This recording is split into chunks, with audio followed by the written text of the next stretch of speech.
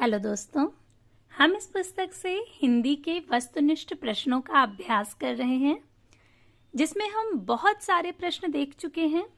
हिंदी साहित्य के इतिहास संबंधी और फिर आदिकाल, भक्तिकाल, रीतिकाल, आधुनिक काल और हिंदी गद्य साहित्य के इतिहास संबंधी सभी प्रश्न।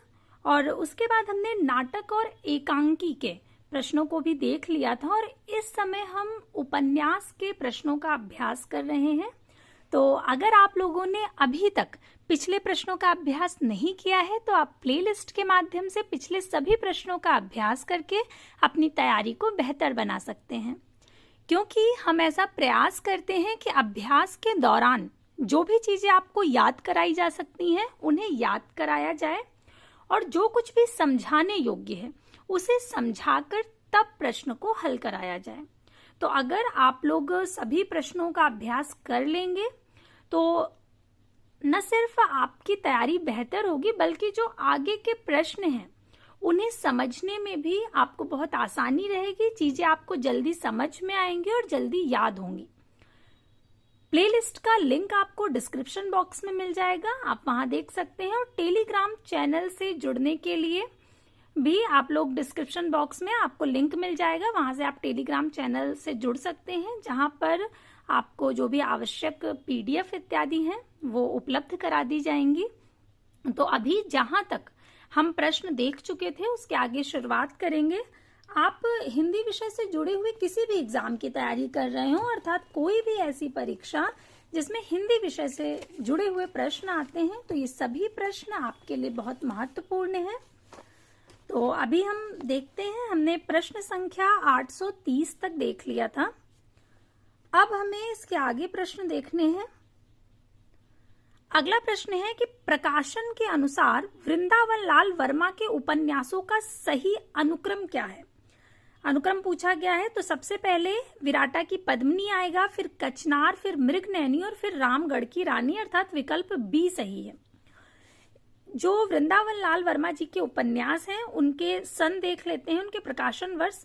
जो गढ़कुंडार है ये 1928 ईस्वी में प्रकाशित हुआ। विराटा की पद्मिनी 1936 ईस्वी में। 1936 में एक और बहुत महत्वपूर्ण उपन्यास प्रकाशित हुआ था, क्या नाम है उसका, गोदान।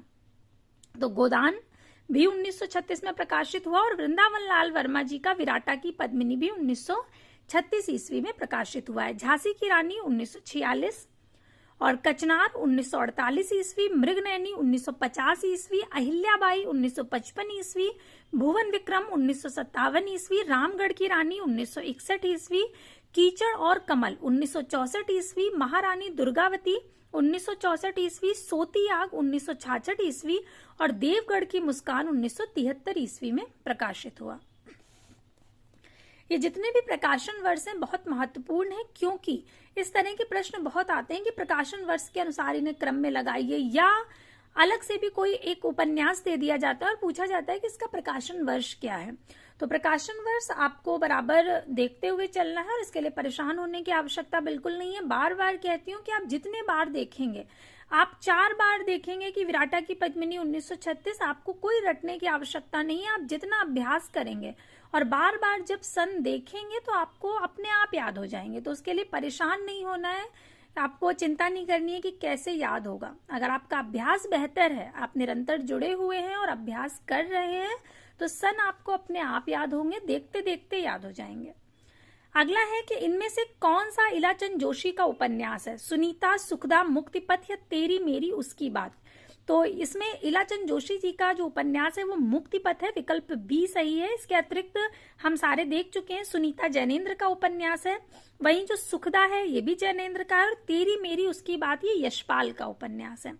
सुनीता 1934 ईस्वी में प्रकाशित हुआ, जैनेन्द्र का उपन्यास है। मुक्तिपथ इलाचंद जोशी का 1948 में प्रकाशित हुआ और सुखदा प्रकाशित हुआ जैनेन्द्र का 1952 ईस्वी में और मेरी तेरी उसकी बात 1974 में यशपाल का है। देखिए, जैसे मुक्तिपथ है ये इलाचंद जोशी का 1948 में प्रकाशित हुआ। इसको आप ऐसे याद रख सकते हैं कि 1947 में हमें आजादी मिली, तो एक साल में क्या हुआ, हम पूरी तरह से मुक्त हो गए और मुक्ति का पथ हमने प्रशस्त कर लिया।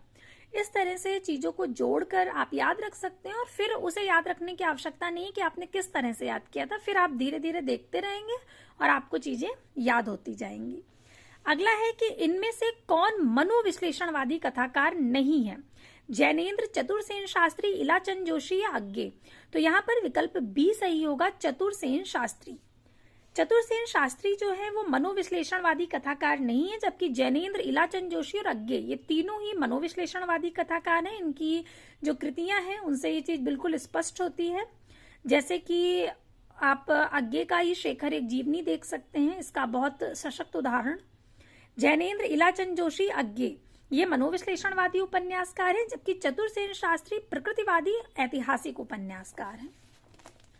अगला जो प्रश्न है वो है कि प्रेमचंद सेवा सदन उपन्यास का उर्दू शीर्षक क्या है? जब हमने मुंशी प्रेमचंद जी के सभी उपन्यास याद किए थे, उनके सन याद किए थे, तब हमने देखा था कि उनके कुछ उपन्यास ऐसे हैं जो उन्होंने पहले उर्दू में लिखे थे और बाद में उसका हिंदी रूपांतरण प्रकाशित किया था, उनको हिंदी में रूपांतरित किया था।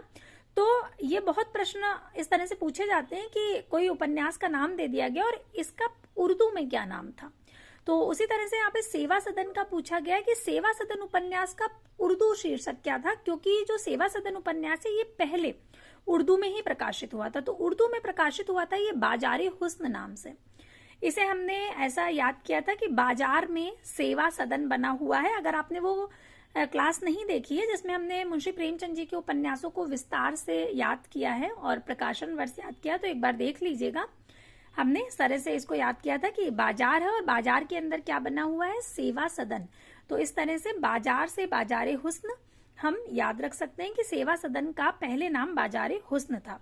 और सेवा सदन प्रकाशित हुआ है 1918 ईस्वी में। ये वैश्य जीवन से संबद्ध समस्या का वर्णन इसमें किया गया है। बहुत बार ऐसा पूछा जाता है कि मुंशी प्रेमचंद जी के किस उपन्यास में वैश्य जीवन से संबद्ध समस्या का वर्णन है, तो अगर उसमें विकल्प सेवा सदन है तो ये बिल्कुल सही होगा, क्योंकि जो कथानक है और उसमें जो भी मुख्य बात है उसको लेकर के प्रश्न पूछे जाते हैं कि कौन सा उपन्यास इस बात को आधार बना करके लिखा गया है। जैसे औपनिवेशिक शासन में जमींदार और किसानों के संबंध का चित्रण किस उपन्यास में हुआ है, तो प्रेमाश्रम में हुआ है। प्रेमाश्रम कब प्रकाशित हुआ? 1922 ईस्वी में प्रकाशित हुआ था और इसका जो उर्दू शीर्षक है वो गोशाए आफियत। इसी तरह से जो रंगभूमि है ये 1925 ईस्वी में प्रकाशित हुआ और इसका जो उर्दू शीर्षक है वो चौगाने हस्ती है। और इसमें जो विशेष बात है, जो इसका कथानक है, वो किस समस्या को लेकर के है, तो औद्योगिकरण के दोष, पूंजीवादियों की शोषण नीति और भारतीय शिक्षितों की जो चरित्रहीनता है वो रंगभूमि उपन्यास में दिखाई गई है।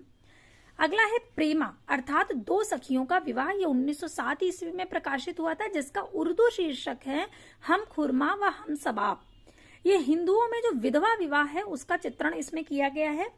उसके बाद है वरदान। वरदान का जो उर्दू नाम है वो जलवाए इसार है। वरदान कब प्रकाशित हुआ था? 21 में प्रकाशित हुआ था। इसको हमने ऐसे याद किया था कि अगर किसी को वरदान मिल जाए तो उसका जलवा हो जाएगा ना।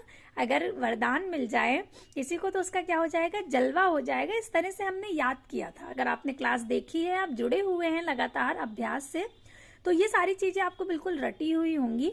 तो वरदान, जलवाए इसार इसका नाम था और ये 1921 ईस्वी में प्रकाशित हुआ था। ये प्रेम और विवाह की समस्या का चित्रण इस उपन्यास में मिलता है। अगला प्रश्न है कि इन उपन्यासों का प्रकाशन काल के अनुसार सही क्रम क्या होगा? 4 उपन्यास दिए गए हैं। पहला है मैला आंचल, उसके बाद आएगा बूंद और समुद्र, उसके बाद है अमृत और विष और उसके बाद है कठ गुलाब। तो मैला आंचल रेणु जी का है। ये कब प्रकाशित हुआ था? 1954 ईस्वी में प्रकाशित हुआ था। इस उपन्यास को आपको क्लास में दिखाया जा चुका है। ये पूर्णिया जिले के मेरीगंज गांव का इसमें वर्णन मिलता है। अमृतलाल नागर का बूंद और समुद्र ये 1956 ईस्वी में प्रकाशित हुआ था और लखनऊ के चौक के रूप में भारत की छवि का वर्णन इसमें किया गया है। अब इसको कैसे आप याद रखेंगे कि अमृतलाल नागर का बूंद और समुद्र 1956 में प्रकाशित हुआ था। इस तरह से आप याद रख सकते हैं। देखिए, महत्वपूर्ण है और पूछा जाता है बहुत बार। देखिए, उपन्यास का नाम है बूंद और समुद्र और ये है किसका? बूंद और समुद्र ये उपन्यास है अमृतलाल नागर जी का। अमृतलाल नागर। तो आप इसे ऐसे याद रख सकते हैं कि अमृत की बूंद, अमृत की 5-6 बूंद समुद्र में डाली गई। अमृत की 5-6 बूंद कहाँ डाली गई? समुद्र में डाली गई, समुद्र में डाली गई। तो अब देखिए इसका सन क्या है? 1956। अंत में क्या आ रहा है? 5 और 6। तो अब आप इसे याद कैसे रखेंगे?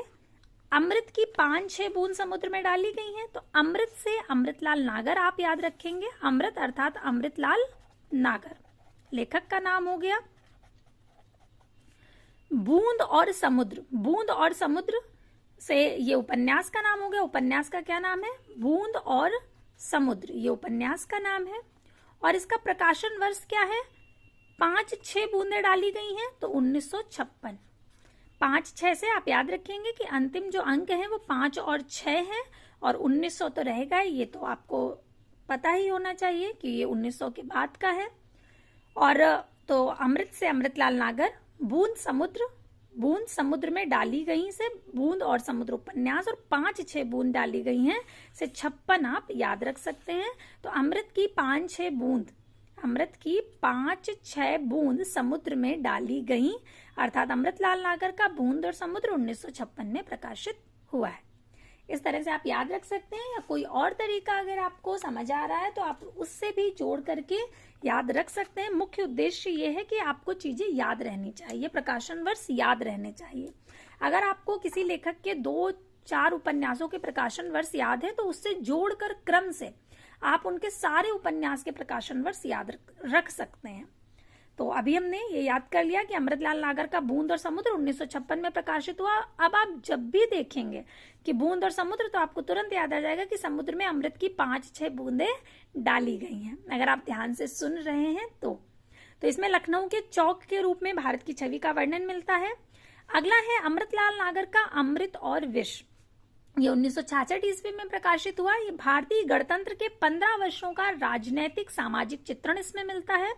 और इसके बाद है मृदुला गर्ग का कठगुलाब, जो कि 1996 ईस्वी में प्रकाशित हुआ था, और ये व्यास सम्मान से पुरस्कृत भी है। इस उपन्यास में भारतीय नारियों के सामने आने वाली विभिन्न समस्याओं का चित्रण किया गया है। तो मृदुला गर्ग का कठगुलाब कब प्रकाशित हुआ? 1996 ईस्वी। बूंद और समुद्र 1956 ईस्वी। अमृत और विष ये 1966 ईस्वी में प्रकाशित हुआ। अगला प्रश्न है कि प्रकाशन काल की दृष्टि से प्रेमचंद के उपन्यासों का सही अनुक्रम क्या है? तो अगर आप लोग जुड़े हुए हैं लगातार, मैं बार बार कह रही हूँ कि अगर आपने पिछला सारा अभ्यास कर लिया है तो ये प्रश्न आपके लिए बहुत आसान होगा, क्योंकि हम इसको बहुत विस्तार से समझ चुके हैं, याद कर चुके हैं। और जब हम बराबर देखते चले आते हैं तो चीजें और ज्यादा हमें याद हो जाती हैं। इसीलिए आपसे बार बार कहती हूँ कि पिछले प्रश्नों का अभ्यास बहुत महत्वपूर्ण है आगे के प्रश्नों को समझने के लिए, और जब चीजें क्रम से होती हैं तो बहुत अच्छा होता है। तो यहाँ पर हम देखेंगे सेवा सदन, अभी हमने इसी क्लास में देखा कि सेवा सदन 1918 में प्रकाशित हुआ, वरदान प्रकाशित हुआ 1921 ईस्वी में, रंगभूमि 1925 ईस्वी में प्रकाशित हुआ था, और प्रतिज्ञा प्रकाशित हुआ 1929 ईस्वी में। तो इसके अनुसार विकल्प बी बिल्कुल सही होगा। प्रकाशन काल के अनुसार प्रेमचंद जी के सभी उपन्यासों को देख लेते हैं एक बार। देवोत्थान रहस्य 1905 ईस्वी में प्रकाशित हुआ, प्रेमा 1907 ईस्वी, सेवा सदन 1918, वरदान 1921, प्रेम आश्रम 1922, रंगभूमि 1925, कायाकल्प 1926, निर्मला 1927, प्रतिज्ञा 1929, गबन 1931 में प्रकाशित हुआ, कर्मभूमि 1932 में, गोदान 1936 में, और मंगल सूत्र भी 1936 में प्रकाशित हुआ था, लेकिन ये अपूर्ण कृति है, तो ये 36 में पूर्ण रूप से प्रकाशित नहीं हो पाया था। इसे बाद में इनके पुत्र ने प्रकाशित किया था 1948 ईस्वी में। तो मंगल सूत्र प्रेमचंद के अधूरे उपन्यास को उनके पुत्र अमृत राय ने 1948 ईस्वी में पूरा किया था, क्योंकि 36 में ही मुंशी प्रेमचंद जी की मृत्यु हो गई थी, तो बाद में अमृत राय जी ने इसे पूरा किया था। अगला प्रश्न है कि भगवती चरण वर्मा के निम्नांकित उपन्यासों का प्रकाशन वर्ष के अनुसार सही अनुक्रम क्या है? तो इसमें विकल्प बी सही होगा। सबसे पहले आएगा चित्रलेखा, फिर टेढ़े मेढ़े रास्ते, फिर भूले बिसरे चित्र और उसके बाद सामर्थ्य और सीमा। चित्रलेखा कब प्रकाशित हुआ? चित्रलेखा ये 1934 ईस्वी में प्रकाशित हुआ और उसके बाद टेढ़े मेढ़े रास्ते 1946 ईस्वी में। भूले बिसरे चित्र ये आपको क्लास में दिखाया भी गया था, साहित्य अकादमी पुरस्कार से पुरस्कृत। ये बहुत प्रसिद्ध उपन्यास है उनका, जिसमें 3 पीढ़ियों का चित्रण मिलता है। ये 1959 ईस्वी में प्रकाशित हुआ था और सामर्थ्य और सीमा ये 1962 ईस्वी में प्रकाशित हुआ था।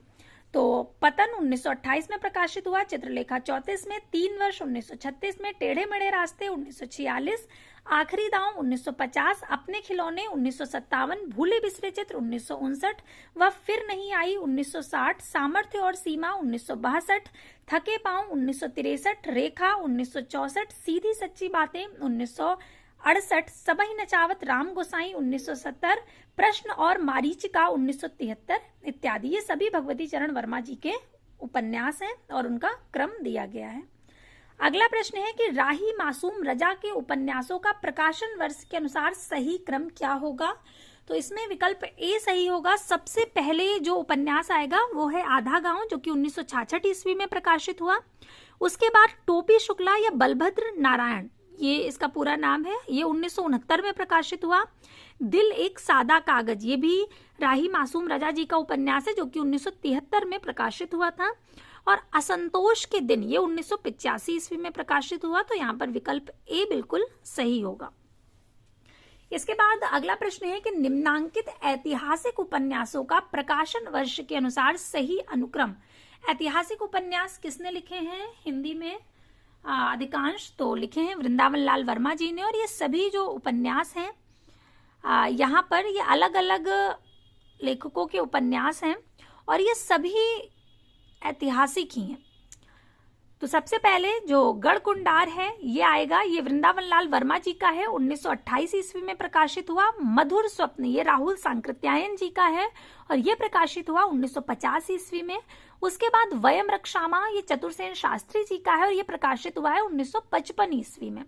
और कुणाल की आंखें आनंद प्रकाश जैन का है, ये 1967 ईस्वी में प्रकाशित हुआ। तो इसके अनुसार विकल्प भी सही होगा। वयम रक्षामा चतुरसेन शास्त्री जी का बहुत प्रसिद्ध उपन्यास है और ये बहुत जैसे पाठ्यक्रम में भी लगा रहता है। जो विभिन्न परीक्षाएं होती हैं उनके पाठ्यक्रम में, जैसे असिस्टेंट प्रोफेसर की परीक्षा UPHESC वाली, उसमें भी ये उपन्यास लगा हुआ है, बहुत महत्वपूर्ण है। अगला है कि निम्नलिखित में से कौन सा उपन्यास राहुल सांकृत्यायन का नहीं है? सिंह सेनापति, जय योधे, दिवोदास या व्यतीत? तो विकल्प डी सही होगा, व्यतीत। व्यतीत जो है ये राहुल सांकृत्यायन जी का नहीं है। इसके अतिरिक्त सिंह सेनापति, जय योधे और दिवोदास ये सभी इन्हीं के हैं, राहुल सांकृत्यायन जी के। जबकि व्यतीत जो है ये जैनेन्द्र कुमार जी का उपन्यास है, इसलिए विकल्प डी सही होगा। व्यतीत 1953 में प्रकाशित हुआ, जैनेन्द्र कुमार का उपन्यास है।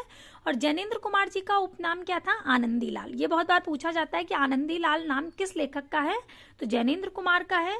सिंह सेनापति 1942 ईस्वी में प्रकाशित हुआ, राहुल सांकृत्यायन जी का उपन्यास है। इसमें वैशाली और तक्षशिला के गणराज्यों की कथा वर्णित है। जय योधे 1944 में प्रकाशित हुआ, राहुल सांकृत्यायन जी का उपन्यास है। और इस रचना में यमुना, सतलज और हिमालय के बीच स्थित जो योधे राज्य है उसके अवसान की कथा का चित्रण मिलता है। इसके बाद है दिवोदास, जो कि 1961 ईस्वी में प्रकाशित हुआ, राहुल सांकृत्यायन जी का उपन्यास है। इसमें आर्यों के कुंठा रहित जीवन का वर्णन है। अगला प्रश्न है कि प्रकाशन वर्ष के अनुसार अमृतलाल नागर के निम्नलिखित उपन्यासों का सही अनुक्रम क्या होगा? यहाँ पर सभी उपन्यास जो दिए गए हैं ये चारों ही अमृतलाल नागर जी के हैं, जिसमें सबसे पहले आएगा महाकाल। महाकाल 1947 ईस्वी में प्रकाशित हुआ, अर्थात जो हमारा आजादी का वर्ष है। तो महाकाल 1947 ईस्वी। उसके बाद आएगा बूंद और समुद्र, 1956 ईस्वी में प्रकाशित हुआ था। मानस का हंस, जिसमें तुलसीदास जी का जीवन है, जीवन चरित्र को लिया गया है तुलसीदास जी के। इसे हम लोग बहुत बार देख चुके हैं कि ये 1972 ईस्वी में प्रकाशित हुआ है, क्योंकि इसे अलग से भी बहुत बार पूछा जाता है कि मानस का हंस कब प्रकाशित हुआ। तो 1972 ईस्वी में। इसमें क्या है? तो इसमें तुलसीदास जी का जीवन चरित्र है। इसे अखिल भारतीय वीर सिंह पुरस्कार भी मिला था। और मानस का हंस आपको वैसे भी पढ़ना चाहिए। यदि आप तुलसीदास जी के जीवन के विषय में जानना चाहते हैं तो मानस का हंस बहुत बेहतर है उसके लिए, और बहुत अच्छे तरह से लिखा गया है ये। इसके बाद है खंजन नयन, जो कि सूरदास जी के जीवन चरित्र को लेकर के लिखा गया। ये 1981 ईस्वी में प्रकाशित हुआ था। इसमें सूरदास जी का जीवन चरित्र है, मानस के हंस में तुलसीदास जी का है। और बूंद और समुद्र, जो कि अभी हमने याद किया, बूंद और समुद्र कब प्रकाशित हुआ था? 1956 ईस्वी में, क्योंकि समुद्र में अमृत की कितनी बूंदें डाली गई थी? 5 या 6, इस तरह से हमने याद किया था। 5-6 बूंदें डाली गई, तो 1956 में प्रकाशित हुआ। और ये लखनऊ के चौक के रूप में भारत की विभिन्न छवि का चित्रण इसमें मिलता है। और महाकाल 1947 ईस्वी में प्रकाशित हुआ। तो इसके अनुसार विकल्प सी बिल्कुल सही होगा। अब अगला प्रश्न देखते हैं कि निम्नलिखित उपन्यासों का प्रकाशन वर्ष के अनुसार सही क्रम। आप देख रहे होंगे निरंतर इसी तरह के प्रश्न आ रहे हैं जिसमें प्रकाशन वर्ष के अनुसार क्रम पूछा गया है। तो प्रकाशन वर्ष कितना महत्वपूर्ण है। तो यहाँ पर विकल्प बी सही होगा। सबसे पहले त्यागपत्र, फिर नदी के द्वीप, उसके बाद मेरी तेरी उसकी बात, और उसके बाद खंजन नयन। जैनेन्द्र द्वारा रचित उपन्यास त्यागपत्र 1937 ईस्वी में प्रकाशित हुआ। इसमें स्त्री के विद्रोही व्यक्तित्व का चित्रण किया गया है। वहीं अज्ञेयकृत नदी के द्वीप 1951 में प्रकाशित हुआ। इसमें रेखा, भुवन और गौरा की प्रेम कथा वर्णित है। यशपाल की कृति मेरी तेरी उसकी बात 1974 में प्रकाशित हुआ। ये स्वाधीनता आंदोलन और उत्तर भारतीय समाज की राजनीतिक संघर्ष का चित्रण करता है। अमृतलाल नागर का खंजन नयन 1981 में प्रकाशित हुआ। ये सूरदास जी के जीवन पर आधारित है। अगला प्रश्न है कि भगवती चरण वर्मा के निम्नलिखित उपन्यासों का प्रकाशन वर्ष के अनुसार सही अनुक्रम क्या होगा? तो विकल्प ए सही होगा, टेढ़े मेढ़े रास्ते, उसके बाद भूले बिसरे चित्र, उसके बाद सामर्थ्य और सीमा, और उसके बाद सीधी सच्ची बातें। तो टेढ़े मेढ़े रास्ते 1946 ईस्वी को गांधीवाद, साम्यवाद और आतंकवाद का टेढ़े मेढ़े रास्ते के रूप में चित्रण है। वहीं भूले बिसरे चित्र, जिसमें अभी आपको बताया था, जो कि साहित्य अकादमी पुरस्कार से पुरस्कृत कृति है और इसे आपको क्लास में दिखाया भी जा चुका है। ये 1959 ईस्वी में प्रकाशित हुआ उपन्यास है और इसमें 3 पीढ़ियों के जीवन मूल्यों के परिवर्तन की कथा है। सामर्थ्य और सीमा ये 1962 ईस्वी में प्रकाशित हुआ। ये प्रकृति के समक्ष मनुष्य की असहायता का चित्रण है। सीधी सच्ची बातें 1968 ईस्वी में प्रकाशित हुआ। सन 1938 से लेकर 48 तक का जो राष्ट्रवादी नेता है उनका मूल्यांकन मिलता है इसमें। जो भगवती चरण वर्मा जी हैं ये व्यक्तिवादी और नियतिवादी उपन्यासकार हैं। ये पूछा जाता है कि भगवती चरण वर्मा जी किस तरह के उपन्यासकार हैं, तो व्यक्तिवादी और नियतिवादी। इसके बाद अगला प्रश्न है कि एक पत्नी के नोट्स, ये किसकी कृति है, किसकी रचना है? तो ये रचना है ममता कालिया की। एक पत्नी के नोट्स, ममता कालिया। इसको आप ऐसे याद रख सकते हैं, ममता पत्नी में होती है, स्त्री में वैसे भी ममता का आधिक्य होता है, तो पत्नी के नोट्स, ममता शब्द आप याद रख सकते हैं इस तरह से। 1997 ईस्वी में प्रकाशित हुआ। एक जमीन अपनी, चित्रा मुदगल।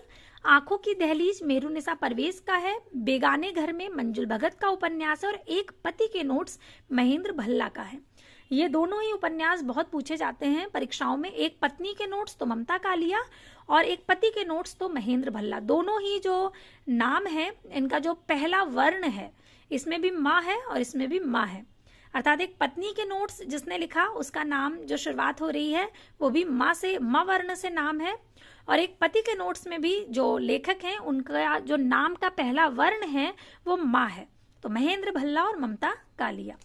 अगला प्रश्न है कि निम्नलिखित उपन्यासों को उनके लेखकों के साथ सुमेलित करना है।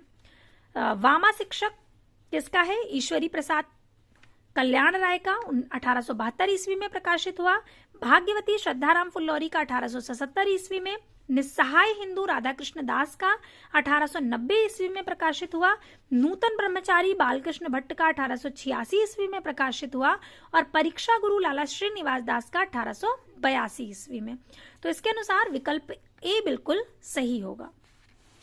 अगला है प्रेमचंद के औपन्यासिक पात्रों को उनके उपन्यासों के साथ सुमेलित करना है। कुछ औपन्यासिक पात्र दिए गए हैं और जो उपन्यास हैं उनके साथ सुमेलित करना है। तो इसमें जो अमृत राय हैं ये प्रेमा, जो मुंशी प्रेमचंद जी का उपन्यास है प्रेमा, जो कि 1907 ईस्वी में प्रकाशित हुआ था, उसके पात्र हैं। और इसमें क्या है, हिंदुओं में जो विधवा विवाह की समस्या का चित्रण है वो प्रेमा में किया गया है। सेवा सदन, जिसका उर्दू नाम क्या है, बाजारे हुस्न, ये सेवा सदन 1918 में प्रकाशित हुआ। इसमें कृष्णचंद और सुमन है। ये वैश्य जीवन से संबंधित घटना का चित्रण इसमें मिलता है। ये अभी हम देख चुके हैं सेवा सदन उपन्यास को, और इसका उर्दू नाम ध्यान रखना है आपको, बाजारे हुस्न। रंगभूमि 1925 ईस्वी में प्रकाशित हुआ उपन्यास है। इसके जो पात्र हैं वे हैं जान सेवक, सूरदास और सोफिया। ये जो उपन्यास है ये औद्योगिकरण का दोष, पूंजीवादियों की शोषण नीति, अंग्रेजों के अत्याचार तथा भारतीय शिक्षितों की चरित्रहीनता का वर्णन करता है। अगला निर्मला 1927 ईस्वी में प्रकाशित हुआ और इसका पात्र है उदय भानु।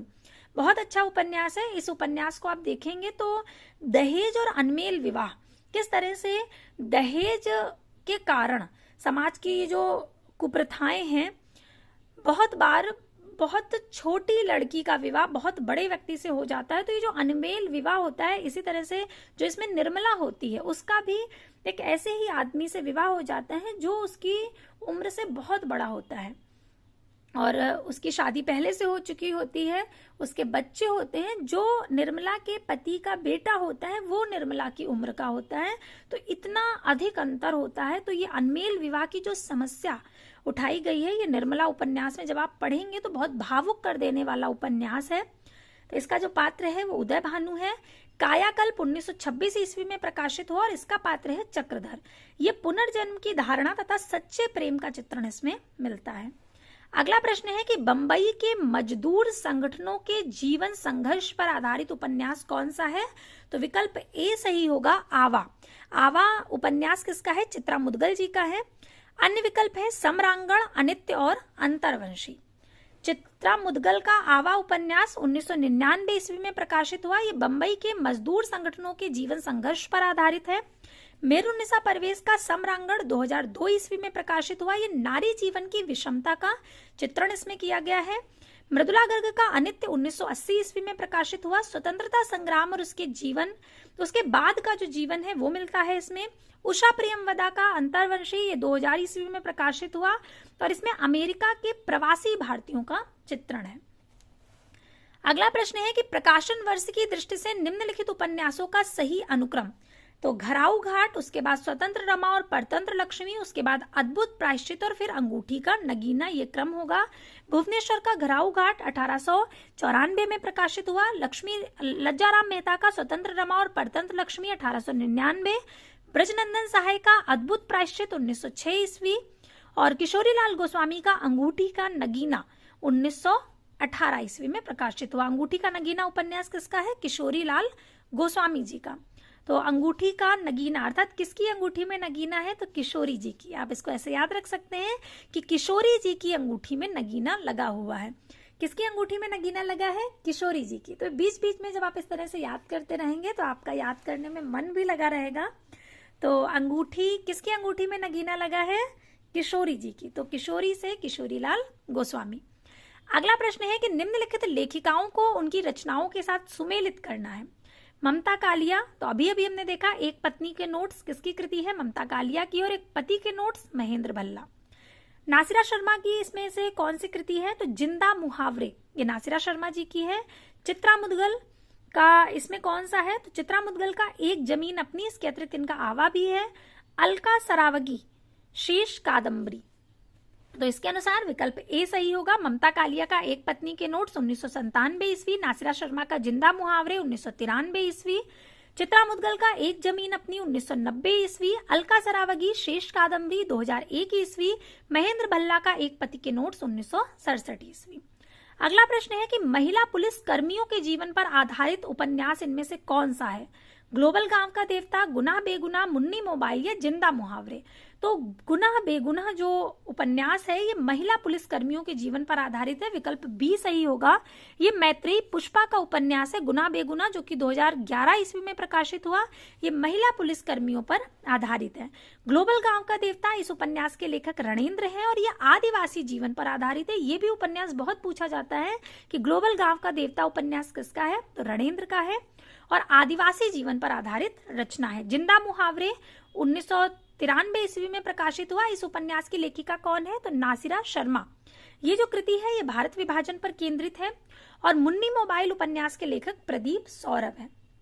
इसके बाद प्रश्न है कि निम्नलिखित उपन्यासों का सही कालानुक्रम क्या है? तो विकल्प बी इसमें बिल्कुल सही होगा। सबसे पहले आएगा देशद्रोही, उसके बाद नदी के द्वीप, उसके बाद शहर में घूमता आईना और उसके बाद तमस।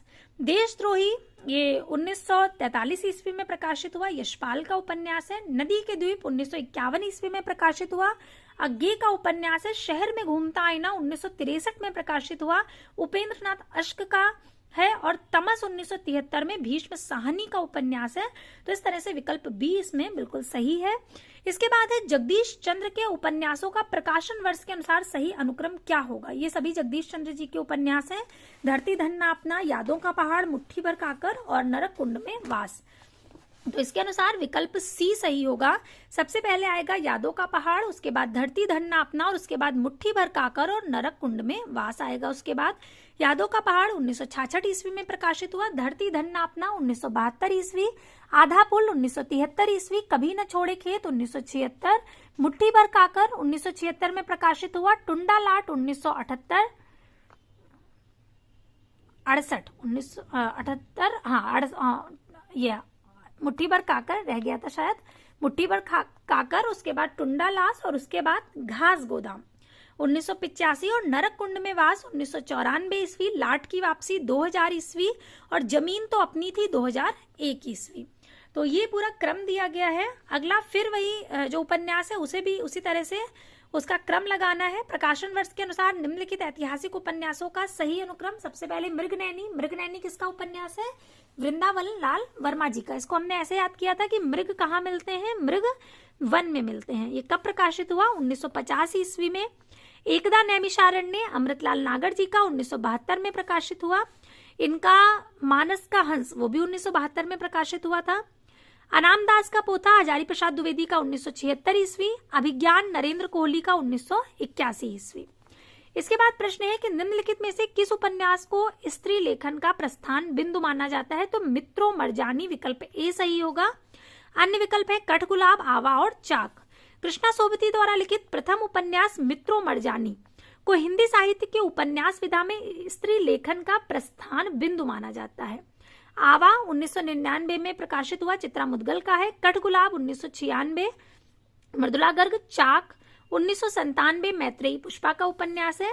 इसके बाद है निम्नलिखित में से किस उपन्यास का संबंध अप्रवासी जीवन से है? तो लाल पसीना अभिमन्यु अनंत जी का बहुत प्रसिद्ध उपन्यास है। विकल्प बी सही होगा। लाल पसीना जो कि 1977 ईस्वी में प्रकाशित हुआ था, यह मॉरिशस में रह रहे अप्रवासी भारतीयों के जीवन से संबंधित है। वे दिन निर्मल वर्मा का 1964 ईस्वी में प्रकाशित हुआ, चेकोस्लोवाकिया की पृष्ठभूमि पर आधारित ये उपन्यास है। लेकिन दरवाजा ये पंकज बिष्ट का उपन्यास है। दिल्ली के समकालीन लेखक समाज का दस्तावेज है 1982 ईस्वी। निर्वासन 1961 ये अखिलेश का उपन्यास है, अखिलेश जी का। इस उपन्यास में आम आदमी की कहानी है, किसी को किसी राज्य या भूभाग से बलपूर्वक निकाल देने की कहानी है और ये निर्वासन का उपन्यास है। अभिमन्यु अनंत को मॉरिशस का प्रेमचंद कहा जाता है, इसे हम पहले भी देख चुके हैं, बहुत महत्वपूर्ण तथ्य है। ये पूछा जाता है कि मॉरिशस का प्रेमचंद कौन है? तो अभिमन्यु अनंत। अगला है रचना काल के अनुसार विष्णु प्रभाकर के उपन्यासों का सही अनुक्रम। विकल्प सी सही होगा। ढलती रात, फिर स्वप्नमयी, फिर कोई तो और उसके बाद अर्धनारीश्वर। विष्णु प्रभाकर मानवतावादी उपन्यासकार हैं। इनकी प्रमुख रचनाएं हैं ढलती रात, तट के बंधन, स्वप्नमयी, कोई तो, अर्धनारीश्वर और उसके बाद संकल्प। ढलती रात 1991, तट के बंधन 1955, स्वप्नमयी 1956, कोई तो 1980, अर्धनारीश्वर 1992 और संकल्प 1993 में प्रकाशित हुआ। अर्धनारीश्वर निबंध रामधारी सिंह दिनकर जी का है, जबकि जो उपन्यास है ये विष्णु प्रभाकर जी का है। इसको आप याद रख सकते हैं कि जब आप विष्णु शब्द लिखते हैं तो उसमें ऊ की मात्रा आती है और ऊ से उपन्यास। तो जो अर्धनारीश्वर उपन्यास है वो उसका है जिसके नाम में ऊ की मात्रा आती है, तो विष्णु प्रभाकर। और निबंध जो है वो दिनकर जी का है। इसको आप ऐसे याद रख सकते हैं क्योंकि एक से ही नाम है, बस अंतर इतना है कि दिनकर जी ने अर्धनारीश्वर नाम का निबंध लिखा है और विष्णु प्रभाकर जी ने उपन्यास। इसके बाद प्रश्न है कि कथाकारों का जन्म काल के आधार पर सही अनुक्रम क्या होगा। तो सबसे पहले विष्णु प्रभाकर, फिर धर्मवीर भारती, फिर मन्नू भंडारी और उसके बाद नरेंद्र कोहली। विकल्प ए सही होगा। ये जन्म काल के अनुसार है। विष्णु प्रभाकर जी 1912 ईस्वी में हुए, धर्मवीर भारती 1926 ईस्वी, मन्नू भंडारी 1931 ईस्वी, नरेंद्र कोहली 1940 ईस्वी। विष्णु प्रभाकर जी को जो अर्धनारीश्वर इनका प्रकाशित हुआ था, इसके लिए 1993 ईस्वी में साहित्य अकादमी पुरस्कार इन्हें मिला था। इसके बाद है रचना काल के अनुसार उपन्यासों का सही अनुक्रम। तो विकल्प बी सही होगा। नूतन ब्रह्मचारी, फिर अधखिला फूल, फिर सेवा सदन और फिर बूंद और समुद्र। सेवा सदन उपन्यास किसका है? मुंशी प्रेमचंद जी का है। और सेवा सदन का उर्दू नाम क्या है? बाजारे हुस्न। सेवा सदन कब प्रकाशित हुआ? 1918 ईस्वी में। और अभी इसका जो क्रम है देख लेते हैं। विकल्प बी इसके अनुसार सही होगा। नूतन ब्रह्मचारी ये बालकृष्ण भट्ट जी का उपन्यास है और 1886 ईस्वी में प्रकाशित हुआ। अधखिला फूल अयोध्या सिंह उपाध्याय हरिऔध जी का 1907 ईस्वी में प्रकाशित हुआ। सेवा सदन मुंशी प्रेमचंद जी का 1918 ईस्वी में प्रकाशित हुआ। बूंद और समुद्र अमृतलाल नागर जी का कब प्रकाशित हुआ? 1956 ईस्वी में। आशा करती हूँ कि आप लोग भूले नहीं होंगे, क्योंकि समुद्र में अमृत की कितनी बूंदें डाली गई? 5 या 6। तो 5 या 6 से 1956। अगला प्रश्न है कि श्रीलाल शुक्ल के उपन्यास राग दरबारी का रंगनाथ की वापसी शीर्षक से नाट्यांतर किसने किया था? गिरीश रस्तोगी ने, कुसुम कुमार ने, शोभना भूटानी ने या शांति मेहरोत्रा ने? तो विकल्प ए सही होगा, गिरीश रस्तोगी। श्रीलाल शुक्ल का जो उपन्यास है राग दरबारी, उसका नाट्य रूपांतरण रंगनाथ की वापसी नाम से गिरीश रस्तोगी ने किया था। अर्थात वही उपन्यास है, बस उसका नाट्य रूपांतरण कर दिया गया है, उसे नाटक रूप में परिवर्तित कर दिया। किस नाम से किया? रंगनाथ की वापसी। और रंगनाथ जो है ये राग दरबारी का पात्र है। हम लोग पहले भी देख चुके हैं। ये राग दरबारी का वैद्य जी और रंगनाथ ये प्रमुख पात्र हैं राग दरबारी उपन्यास के। तो उसी नाम को लेकर के रंगनाथ की वापसी नाम से गिरीश रस्तोगी ने इसे नाटक के रूप में परिवर्तित कर दिया। अगला प्रश्न है ठेठ हिंदी में उपन्यास लिखने वाले कौन हैं? जो ठेठ हिंदी में उपन्यास लिखते हैं तो वे हैं हरिऔध। विकल्प डी सही होगा। अन्य विकल्प है निराला, प्रेमचंद और प्रसाद। ठेठ हिंदी में उपन्यास लिखने वाले लेखक अयोध्या सिंह उपाध्याय हरिऔध हैं। ठेठ हिंदी का ठाठ अधखिला फूल हरिऔध जी के ठेठ हिंदी के प्रसिद्ध उपन्यास हैं। अगला प्रश्न है पंडित किशोरीलाल गोस्वामी का उपन्यास निम्नलिखित में से कौन नहीं है? तो विकल्प डी सही होगा, भोजपुर का ठग। इसके अतिरिक्त तरुण तपस्विनी, रजिया बेगम या रंगमहल में हलाहल और राजकुमारी ये सभी उनके हैं। किशोरीलाल गोस्वामी के प्रमुख उपन्यास तिलस्मी शीश महल, सुल्ताना रजिया बेगम व रंगमहल में हलाहल, लीलावती व आदर्श सती, अंगूठी का नगीना, जिंदे की लाश, मस्तानी आदि। जबकि भोजपुर का ठग उपन्यास के लेखक गोपाल राम गहमरी हैं। अगला है मंगलसूत्र शीर्षक अधूरे उपन्यास के लेखक का नाम क्या है? मोहन राकेश, शैलेश मटियानी, प्रेमचंद या इनमें से कोई नहीं? तो विकल्प बी सही होगा, प्रेमचंद। मंगलसूत्र जो उपन्यास है, मंगलसूत्र शीर्षक से इन्होंने उपन्यास लिखा था, लेकिन ये इनका अधूरा उपन्यास है। प्रेमचंद के प्रमुख उपन्यास सेवा सदन, प्रेमाश्रम, रंगभूमि, गबन, निर्मला और गोदान है। सेवा सदन का प्रकाशित हुआ 1918 ईस्वी में, प्रेमाश्रम 1922, रंगभूमि 1925, गबन 1931, निर्मला 1927 और गोदान 1936 ईस्वी। जहां पर भी आप देखते हैं तुरंत आपको दोहराना है। अगर आपको प्रकाशन वर्ष याद है तो तुरंत आपको अपने मस्तिष्क में उसे दोहरा लेना है, वो चीज आपके मस्तिष्क में और दृढ़ हो जाएगी। प्रेमचंद द्वारा लिखी गई लगभग 300 कहानियां जो हैं वो मानसरोवर के 8 भागों में संकलित हैं। अगला प्रश्न है जयशंकर प्रसाद के अधूरे उपन्यास का नाम क्या है?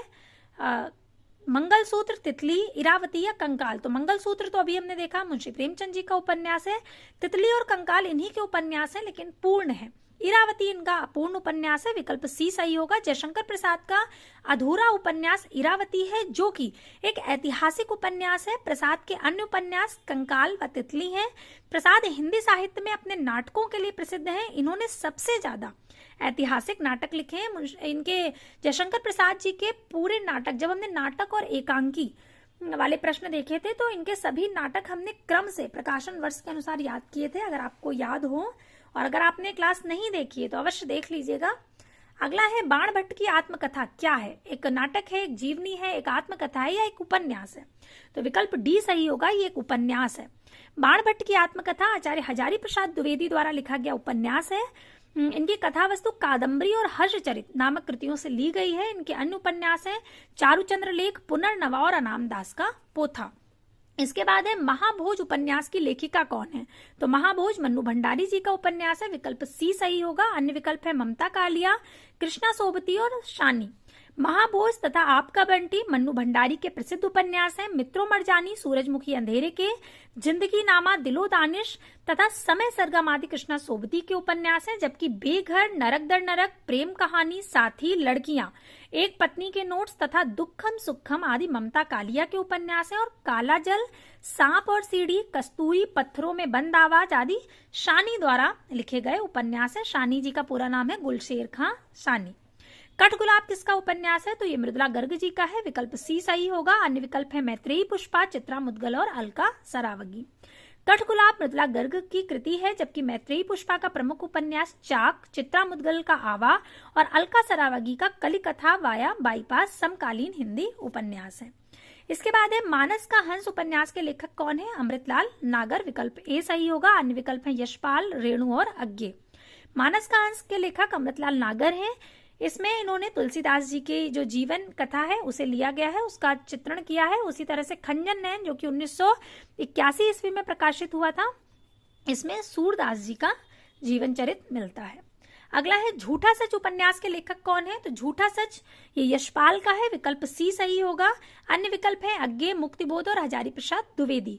दादा कामरेड, देशद्रोही, दिव्या, पार्टी कामरेड, मनुष्य के रूप, अमिता, झूठा सच, 12 घंटे, अप्सरा का शाप, क्यों फंसे तथा तेरी मेरी उसकी बात, ये प्रगतिवादी या मार्क्सवादी उपन्यासकार यशपाल के उपन्यास हैं। इसके बाद प्रश्न है कि प्रतिज्ञा उपन्यास के लेखक कौन है? तो अभी हमने देखा था प्रतिज्ञा उपन्यास किसका है? मुंशी प्रेमचंद जी का है। देवोत्थान रहस्य, प्रेमा, सेवा सदन, वरदान, प्रेमाश्रम, रंगभूमि, कायाकल्प, निर्मला, प्रतिज्ञा, गबन, कर्मभूमि, गोदान तथा मंगलसूत्र, ये सभी उनके उपन्यास हैं, जिसमें मंगलसूत्र उनका अपूर्ण उपन्यास है। देवोत्थान रहस्य 1905 ईस्वी में प्रकाशित हुआ, प्रेमा 1907, सेवा सदन 1918, वरदान 1921। अभी हमने देखा था कि वरदान का उर्दू नाम क्या है? जलवाए इसार, कि वरदान मिल जाए तो क्या हो जाएगा? जलवा हो जाएगा, और ये 1921 में प्रकाशित हुआ। प्रेमाश्रम 1922, रंगभूमि 1925, कायाकल्प 1926, निर्मला 1927 में प्रकाशित हुआ, प्रतिज्ञा संभवतः 1929 में प्रकाशित हुआ है, गबन 31 में, कर्मभूमि 33 में और गोदान 36 में। इसके बाद जो उपन्यास है, जो प्रश्न है उसमें पूछा गया है कि चाक उपन्यास की लेखिका कौन है? तो चाक उपन्यास की लेखिका है मैत्रेयी पुष्पा, विकल्प ए सही होगा। अन्य विकल्प है मृदुला गर्ग, ममता कालिया और मन्नू भंडारी।